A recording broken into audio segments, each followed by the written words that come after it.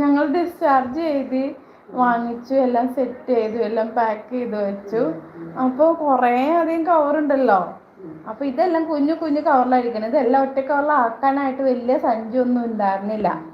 അപ്പം ഇത് കുറേ കവറിലായിട്ടപ്പോൾ സൗമ്യ എൻ്റെ അടുത്ത് പറഞ്ഞു, നീ ഇതെല്ലാം കൊണ്ട് കൂടി ഒരു കവറിലാക്കാൻ പറ്റുമോ നോക്കാൻ പറഞ്ഞു. ഞാൻ മാക്സിമം നോക്കിയിട്ടാണ് അത്രയൊക്കെ ഒപ്പിച്ച് വെച്ചത്. അപ്പോൾ ഇതെല്ലാം പറക്കി ഒരു 5-6 കവർ ഞാനും എടുത്തു, 2-3 കവർ രൂപേഷും എടുത്തു. എൻ്റെ ഇടയ്ക്ക് വെച്ചിട്ട് എൻ്റെ കയ്യിൽ നിന്ന് ഒരു കവർ ചാടിപ്പോയി. ലിഫ്റ്റിൻ്റെ അടുത്ത് എത്തിക്കഴിഞ്ഞപ്പോഴത്തേക്കും അവിടെ കൊണ്ടുപോയി വെച്ചിട്ട് അത് എടുക്കാൻ പോയപ്പോൾ നേഴ്സ് എൻ്റെ പിന്നാലെ ഓടി വന്നേക്കും, അത് ഇത് കൊണ്ടുപോടില്ലേന്ന് ചോദിച്ചുകൊണ്ട്. അത് കഴിഞ്ഞിട്ട് അത് മേടിച്ച് ലിഫ്റ്റിൽ ഇറങ്ങി താഴെ എത്തിക്കഴിഞ്ഞപ്പോൾ രജിച്ചേട്ടൻ അവിടെ ഡ്രൈവറുടെ അടുത്ത് വിളിച്ചുകൊണ്ടിരിക്കുക, രുചി വന്നേ എന്ന് പറഞ്ഞു. എന്നിട്ട് വേഗം അവൻ്റെ രജിച്ചേട്ടൻ്റെ കയ്യിൽ നിന്ന് രജിച്ചേട്ടൻ എൻ്റെ കയ്യിൽ നിന്ന് കവറൊക്കെ വാങ്ങിച്ച് അവിടെ കൊണ്ടുപോയി വെച്ചു കേട്ടോ. അപ്പം ഞാനും അവിടെ വച്ചു. എന്നിട്ട് ഞാൻ പറഞ്ഞു, ഞാൻ വേഗം പോയി സൗമ്യയുടെ അടുത്ത് ചെല്ലട്ടെ എന്ന് പറഞ്ഞു. എന്നിട്ട് ഞാൻ അങ്ങനെ സൗമ്യയുടെ അടുത്ത് ചെന്നു. തിരിച്ചു വന്നു, പെണ്ണാ താക്കോല് കാണാനില്ല.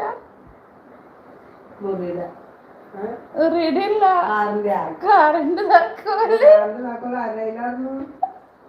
ഞങ്ങളത് ബാക്കിൽ ഡിക്കി ഓപ്പൺ ചെയ്ത് കഴിഞ്ഞപ്പോ സാധനങ്ങളെടുത്തൊക്കെ വെച്ച് കഴിഞ്ഞപ്പോ താക്കോല് കാണുന്നില്ല, എവിടെയാന്ന് എനിക്കറിയില്ല.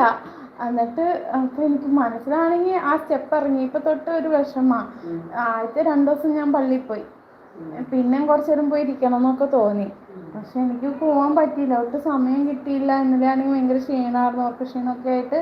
പിന്നെ താഴോട്ട് ഇന്നലെ അങ്ങനെ പോയെങ്കിലും പള്ളിയിലേക്ക് വേണ്ടിയിട്ട് പോയില്ല ഇരിക്കാനായിട്ട് പ്രാർത്ഥിക്കാൻ. അപ്പോൾ എൻ്റെ മനസ്സിലൊരു വിഷമം വന്ന് ഇങ്ങനെ നിൽക്കും കേട്ടോ. പക്ഷെ ഒന്നും പള്ളിയിൽ പോയില്ലല്ലോ, ഇന്ന് പോയില്ലേ, പിന്നെ ഇനി 1 മാസം കഴിഞ്ഞിട്ടില്ലെങ്കിൽ തന്നെ അന്നേരം ഇനി ചിലപ്പോൾ ഞാൻ വന്നില്ലെങ്കിലോ എന്നൊക്കെ ഇങ്ങനെ ആലോചിച്ചുകൊണ്ട് ഇങ്ങനെ ലിഫ്റ്റിൽ അങ്ങനെ നിൽക്കും കേട്ടോ. എന്നിട്ട് അത് കഴിഞ്ഞ് ഇവിടെ കയറിയപ്പോഴാണ് ഞാൻ കേൾക്കണ താക്കോല് കാണാനില്ലാന്ന്. എന്നിട്ട് ഇവർ അന്വേഷിച്ചു, അവിടെ നിന്ന് സെക്യൂരിറ്റിക്കാർ ഫുള്ളും അന്വേഷിച്ചു, കാണുന്നില്ല. ഇതെവിടെ പോയായിരിക്കുമോ? എന്നിട്ട് എല്ലാവരും അവിടെ ആ ഏരിയയിൽ നിന്നവർ ഫുള്ള് പറഞ്ഞു താക്കോല് മിസ്സായ കാര്യം. എന്നിട്ട് ഞാൻ വേഗം സൗമ്യയുടെ എടുത്തുകൊണ്ട് വന്ന് ഞാൻ ബാഗൊന്ന് തന്നെയെന്ന് പറഞ്ഞാൽ അതിൽ നിന്ന് 2 രൂപ കോയിന് എടുത്തുകൊണ്ട് വേഗം ഓടി പള്ളിയിലോട്ട്. എന്നിട്ട് അവിടെ പോയി ഒരു 5 മിനിറ്റ് അവിടെ ഇരുന്ന് പ്രാർത്ഥിച്ചേട്ടാ. എന്നിട്ട് പ്രാർത്ഥിച്ച് ഞാൻ ഇങ്ങനെ മനസ്സിൽ വിചാരിച്ചു, ഞാൻ ഇവിടുന്ന് പ്രാർത്ഥിച്ച് അവിടെ എത്തുമ്പോഴത്തേക്കും താക്കോല് കിട്ടണേന്നും പറഞ്ഞു പ്രാർത്ഥിച്ചേട്ടാ. എന്നിട്ട് അങ്ങനെ കുറേ നേരം ഇരുന്ന് സമാധാനമായിട്ട് അവിടെ നെഞ്ച് പോയി. എന്നിട്ട് ചെന്നപ്പോൾ പറയാ, ഡിക്കി ഇങ്ങനെ ഓപ്പൺ ആക്കിയില്ലേ അമ്മേ, അതായത് ഇങ്ങനെ താക്കോല് തുറന്നിട്ട് ഡിക്കി ഇങ്ങനെ ഓപ്പൺ ആക്കിയില്ലേ. എന്നിട്ട് രജിച്ചേട്ടൻ താക്കോല് ഡിക്കിയുടെ മുകളിൽ വെച്ചു.